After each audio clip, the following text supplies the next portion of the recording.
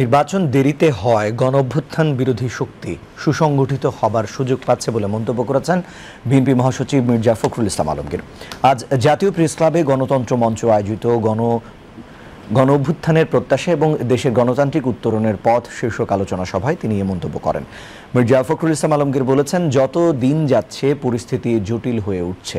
যারা গণতন্ত্রে বিশ্বাস করে না, জনগণের অগ্রযাত্রায় বিশ্বাস করে না, তারা আবার সক্রিয় হচ্ছে। অযথা বিলম্ব না করে সরকারকে রাজনৈতিক দলগুলোর সাথে আলোচনার মাধ্যমে সমস্যা সমাধানের আহ্বান জানান মির্জা ফখরুল ইসলাম আলমগীর। শক্তি যাকে আমরা বিচারিত করতে সক্ষম হচ্ছিলাম, তারা ভেতরে ভেতরে আবার সংগঠিত হচ্ছে এবং ক্ষমতা ফিরে পাওয়ার চক্রান্ত লিপ্ত হচ্ছে।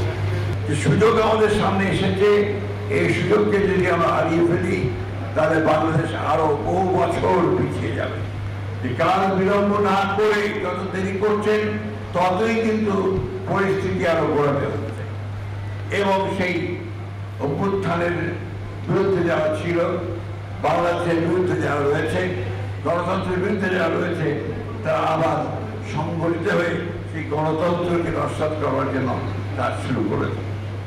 তাই দেরি না করে যত দ্রুত এই সংস্কার, সনদ এবং নির্বাচন, এই তিনটি বিষয়কে সামনে নিয়ে দ্রুত এগিয়ে যেতে পারা যায়, ততই দেশের জন্য মঙ্গল হবে।